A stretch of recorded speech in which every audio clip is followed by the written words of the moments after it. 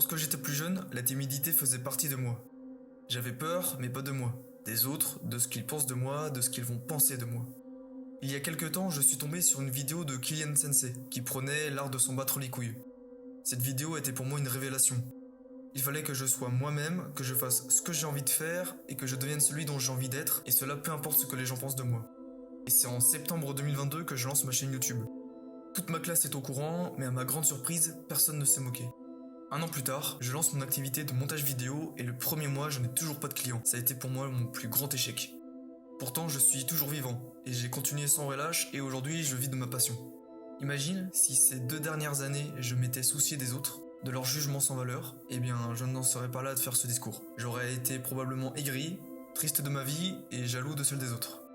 Aujourd'hui, on est en 2024 et imagine que depuis 2022, tu t'en fous royalement des autres. Ça fait 2 ans que tu entreprends ce que tu veux, que tu fais les activités que tu veux, que tu t'habilles comme tu veux et que tu penses comme tu veux.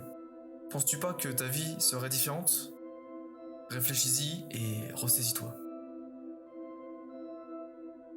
En fait, il faut que tu apprennes à surpasser cette peur. Et je sais que c'est pas évident, alors je vais te partager 2 réflexions que je me suis faites il y a maintenant 2 ans, suite à la vidéo de Kylian Sensei. Mais avant, petit disclaimer, je rappelle que je n'invente rien. Ces principes, vous les connaissez sûrement, mais un petit rappel, ça ne fait pas de mal, et je pense que si ça fait partie de ton mindset, tu verras, ta vie n'en sera que meilleure. Donc la première réflexion que je me suis faite face au regard des autres, c'est que lorsque tu veux lancer un projet, ou simplement parler dans un groupe de personnes, donc vas-y, on va parler de cet exemple-là. Imagine, t'es avec des gens de ta classe, vous êtes debout en cercle et vous parlez. Tout le monde discute, mais pas toi. Toi, tu hésites et tu commences même à te poser des questions débiles. Du genre, est-ce que je suis bien coiffé? Est-ce que j'ai un pli sur mon pantalon? Ou, ah tiens, mon lacet est mal mis, je vais avoir l'air de rien. Et bah là, dis-toi que tout le monde s'en fout. T'es pas le centre du monde et personne n'a remarqué que ton lacet était pas parfait. La pression, tu te la mets tout seul. Tout seul! Vraiment, hein. C'est dans ta tête. Faut vraiment que tu prennes conscience d'un truc, c'est que tu n'es pas le centre du monde. Tu es le centre de ton monde, mais 99% des gens, ils s'en branlent de ce que tu fais et de ce que tu dis et de ce que tu penses. Dis-toi que la majorité des gens que tu vas croiser dans ta journée, donc au boulot, à l'école, ou même quand tu fais tes courses, ou dans la rue, bah, ils pensent pas à toi quand ils rentrent chez eux le soir. Toi, quand tu rentres le soir, est-ce que tu penses à tes collègues de bureau, ou est-ce que tu penses aux gens de ta classe? Bah, il y a de grandes chances que non. Et bah, dis-toi que c'est pareil pour tout le monde.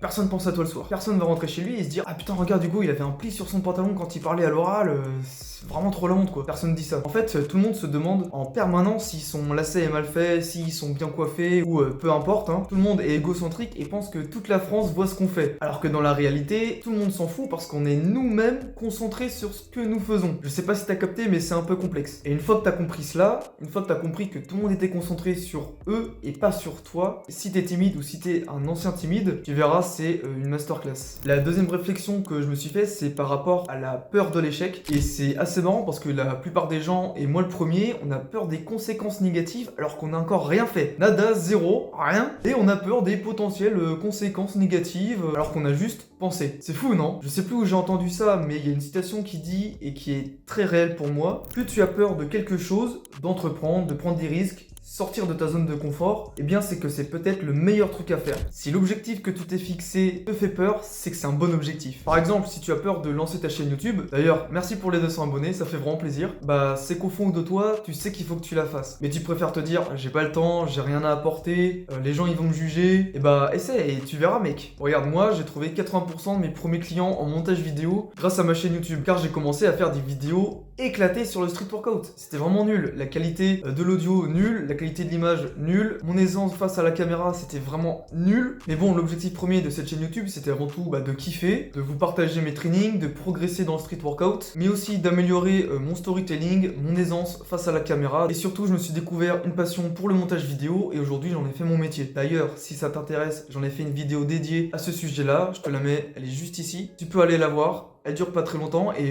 il y a moyen qu'elle t'inspire énormément. Donc pour résumer cette vidéo, qui est ma foi plutôt courte, j'ai un peu la flemme de faire des vidéos de 20 minutes et ça me permet de garder une certaine régularité. Et au passage, si t'as des idées de vidéos pour les prochaines semaines, fais-toi plaisir dans les commentaires. D'ailleurs aussi, je réponds à tous les commentaires et ça me fait vraiment plaisir de voir que vous appréciez mon travail. Donc je vais continuer comme ça et faire grossir cette chaîne YouTube. Donc retiens que tout le monde est concentré sur sa propre apparence et qu'en aucun cas, ils vont te faire passer au premier plan de leur vie. Donc déstresse quand tu dois parler en public. public. Et quand tu dois annoncer que tu vas faire tel ou tel projet, les gens ils vont le juger et puis dans 2 secondes ils auront déjà oublié, ils seront passés à autre chose quoi. Et aussi dès que tu as envie de faire quelque chose, d'entreprendre quelque chose, de sortir de ta zone de confort et que la petite voix dans ta tête elle commence à faire la salope, c'est que c'est un très bon signe. Alors on le sait tous, ça va pas être facile et c'est quasiment sûr. Et au pire du pire, si ça ne fonctionne pas, dis-toi juste que ça fera une anecdote.